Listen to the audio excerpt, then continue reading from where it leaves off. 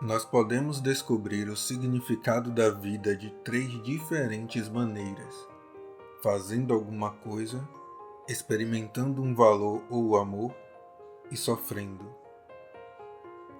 Olá, meus amigos leitores, como estão todos? Espero que bem.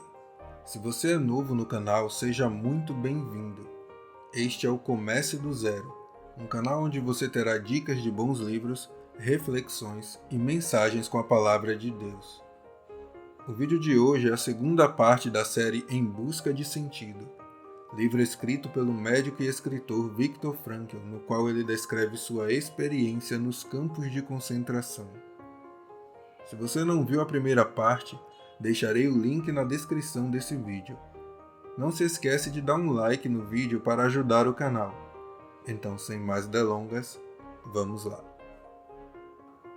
Nos primeiros dias, a saudade da família, dos entes queridos era insuportável.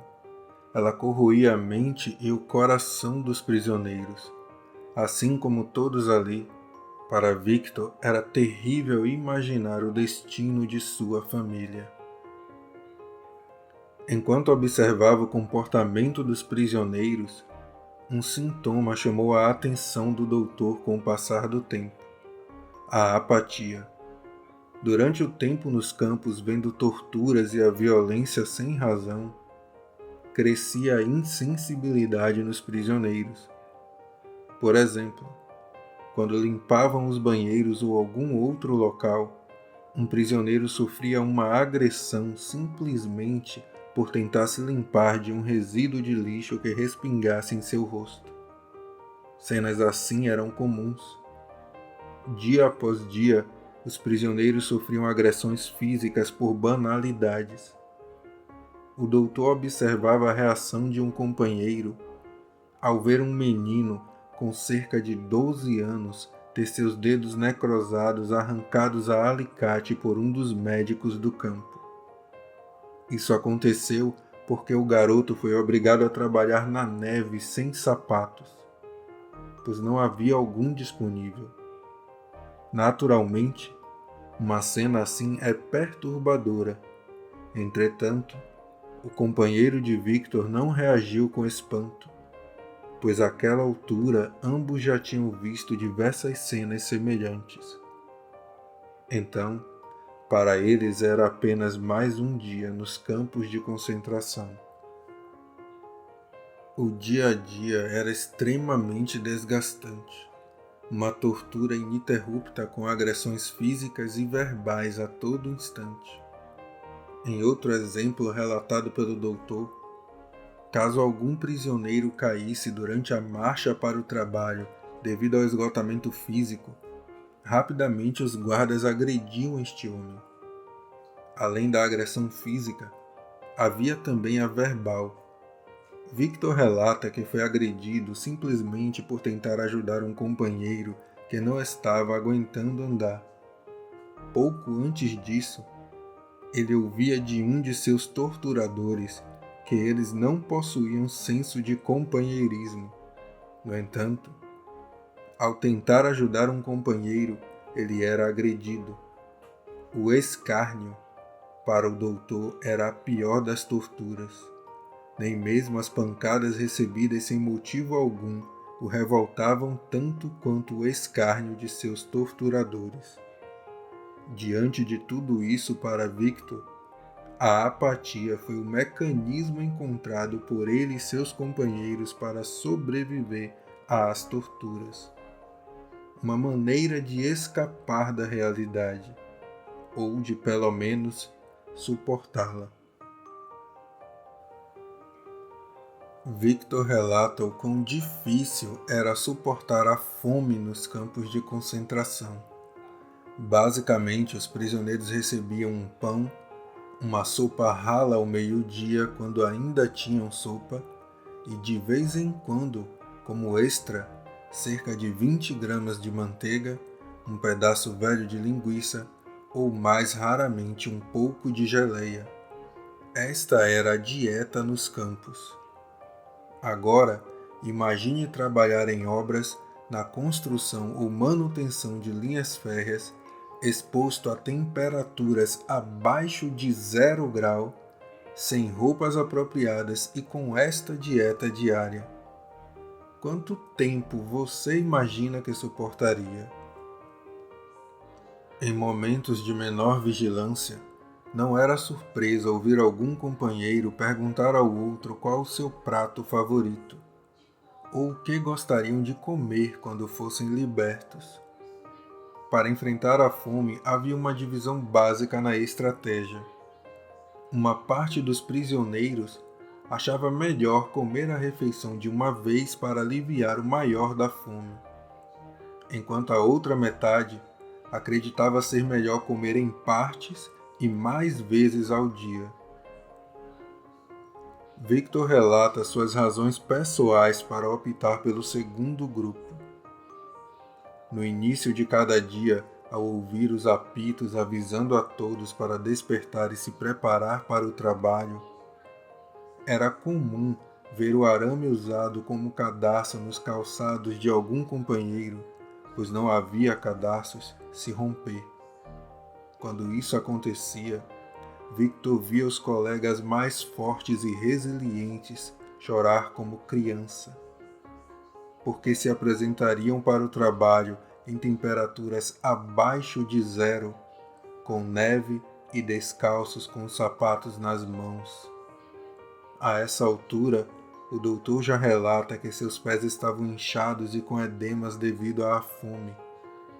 Naturalmente, a situação de seus companheiros não seria diferente. Para momentos angustiantes e corriqueiros como este, Victor tinha um pedaço de pão guardado no bolso de sua capa. Ele comia para tentar se consolar ao presenciar estas cenas. O doutor continua seu relato sobre a vida no campo, ressaltando 2 comportamentos ainda presentes na mente dele e de seus companheiros, além do puro instinto de sobrevivência: pensamentos sobre política e religião. Naturalmente, as conversas sobre política geravam diversos comentários e boatos sobre o andamento da guerra. Logicamente, a grande curiosidade era alimentada pela esperança de um fim para o conflito. Mesmo nos campos de concentração, discussões políticas ocorriam frequentemente quando era possível conversar a respeito. Além da política, o aspecto espiritual chamou a atenção de Victor. Ele conta que havia a realização de cultos secretos em momentos onde os prisioneiros estavam reunidos sem grande vigilância. Ele observa que os companheiros mais espiritualizados, embora de aspecto físico mais frágil, suportavam melhor a vida no campo de concentração do que companheiros fisicamente mais fortes. Aos olhos do doutor, os mais espiritualizados conseguiam se refugiar em suas mentes, em um lugar onde os outros não conseguiam chegar. Em um dado momento, conversando com um colega do campo, este lhe diz: "Imagine se nossas esposas nos vissem agora." Esta indagação foi o gatilho para Victor começar a ver a imagem de sua esposa. Eles conversam. Ele fala, ela responde. E naquele momento o doutor expressa o seguinte pensamento: a verdade de que o amor é, de certa forma, o bem último e supremo que pode ser alcançado pela existência humana. Ao perder seus bens, sua liberdade, seu status de médico e todas as outras coisas, ele chega à conclusão de que o amor é o que temos de mais precioso em nossa existência. Victor afirma em seu livro que se naquele instante soubesse da morte de sua esposa, ainda assim, seu diálogo com ela seria igualmente gratificante. Não importava se sua amada estava ali fisicamente.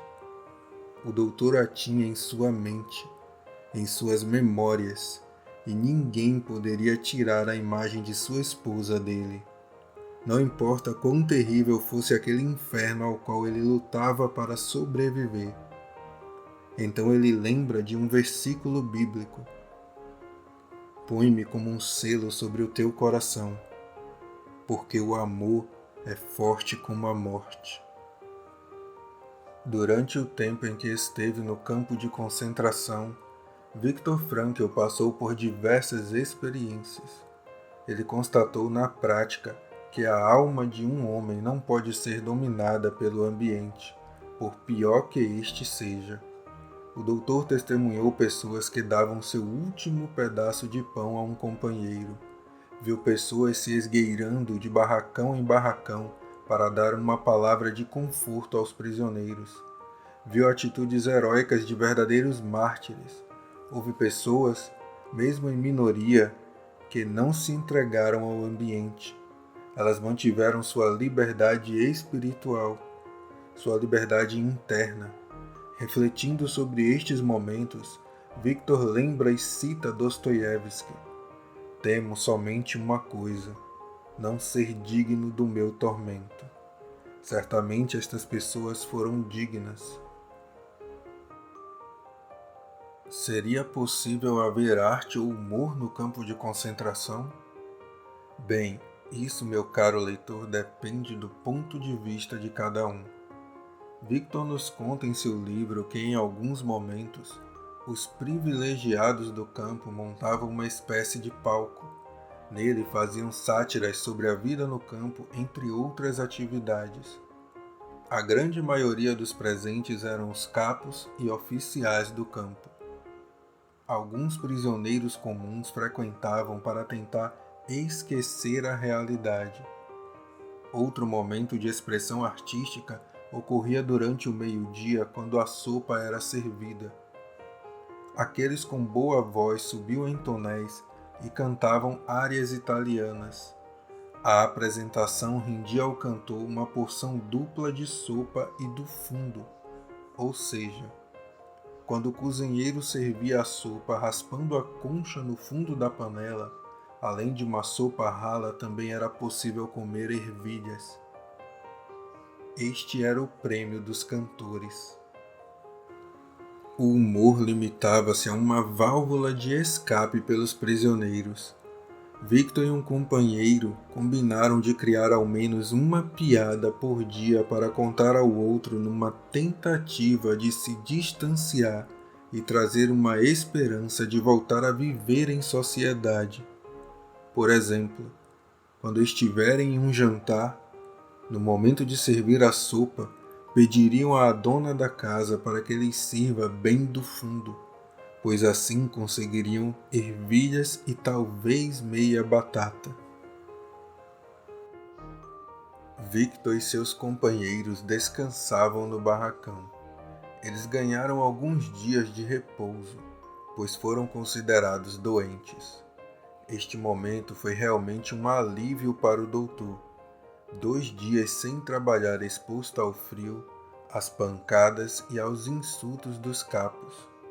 Entretanto, pouco antes do fim deste período, ele soube que seria transferido para o turno da noite. Rapidamente, Viktor pensou: ir para o turno noturno seria a morte certa. Mas uma oportunidade surgiu. O médico-chefe do campo o convocou para se apresentar ao serviço médico no setor de tifo exantemático. Naquela época havia um surto no campo. A despeito da opinião de seus companheiros, o doutor aceitou e se apresentou para cuidar dos enfermos. Uma curiosidade: o tifo exantemático é contraído através das fezes dos piolhos, e os prisioneiros catavam os piolhos um do outro à noite nos alojamentos. Esta provavelmente foi a origem do surto de tifo nos campos de concentração. Ao passar tanto tempo ao lado de tantas pessoas, dividindo o beliche com outros 8 prisioneiros, era natural surgir o desejo pela solidão, de um momento de reflexão interna. Quando Viktor se apresentou para cuidar daqueles acometidos pelo tifo, ele conseguiu ter seus momentos de introspecção, mais precisamente no lado de fora do barracão, num canto onde o arame farpado que cercava o campo formava uma esquina. Neste local, também depositavam os corpos daqueles que não resistiam à doença.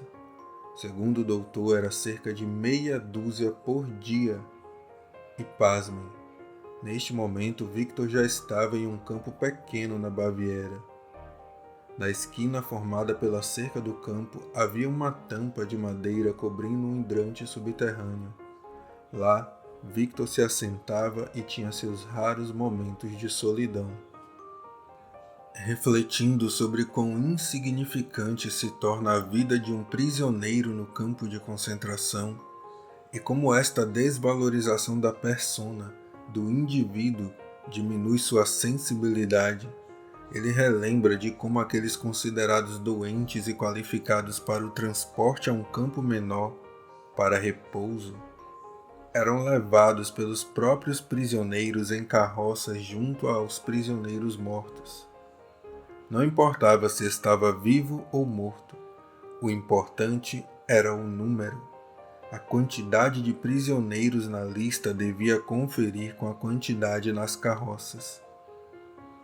Nas mãos da SS, Victor percebeu que ele e os outros prisioneiros não eram considerados humanos. Ele se sentia como um objeto, um joguete do destino levado de uma fila para outra, de um campo a outro, de maneira totalmente aleatória, esperando a morte como alguém que participa de uma roleta russa. Novamente há uma seleção de prisioneiros para transporte a um campo de repouso. E novamente surge a dúvida na cabeça de Victor. Seria um campo de repouso ou a câmara de gás? Em conversa secreta com o médico-chefe do campo, pois este tinha simpatia por Victor, ele lhe diz que avisou no escritório do campo da possibilidade dele cortar seu nome da lista do transporte. No entanto, Victor não aceitou o favor e decide ficar com seus companheiros. O médico-chefe lhe dirige uma expressão de pesar, como se fosse a última vez em que conversariam. O olhar sombrio arrepiou o doutor, mas ele foi firme em sua decisão. Logo em seguida, Victor, esperando pelo pior, pede a Otto outro prisioneiro para decorar seu testamento como último desejo. Assim, caso ele não voltasse e Otto conseguisse, deveria transmitir à sua esposa o seu testamento oral, ou melhor, suas últimas palavras, as quais transmitirei na íntegra a vocês. Cuide bem, Otto. Se eu não voltar para casa, para minha mulher, e se você voltar a vê-la, diga a ela o seguinte: cuide bem. Em primeiro lugar, que falei dela todos os dias e a cada instante, você lembra? Segundo, jamais amei alguém tanto quanto ela. Terceiro, ser casado com ela há tão pouco tempo, essa felicidade compensou tudo, inclusive o que tivemos que passar aqui. Ao lembrar de seu último desejo, o doutor se pergunta se seu companheiro Otto ainda está vivo. Provavelmente, amigo leitor, você pode estar se perguntando: diante de todo este sofrimento, Viktor Frankl não pensou em fugir? Bem, a resposta é sim, ele tentou, pouco antes de sua libertação, mas, provocativamente, não vou revelar aqui o que houve. Contudo, posso dizer que este capítulo mais uma vez aflorou o sentimento dele de sua vida ser um joguete do destino. Victor citou Dostoiévski ao refletir sobre aqueles cuja honra e espiritualidade foram destacadamente acima dos demais. E toda essa jornada narrada por ele também me lembrou do apóstolo Paulo, que mesmo ciente do fim que receberia, seguiu em frente e tornou-se digno de seu tormento, deixando estas palavras. Você já se perguntou se foi digno de seu tormento? Ou se será? Eu reflito muito sobre isso. Também reflito o seguinte: estou sendo grato pelos tormentos dos quais fui poupado e dos quais saí fortalecido? Fica aqui a reflexão. Bem, meus amigos, esta foi a segunda parte da série Em Busca de Sentido.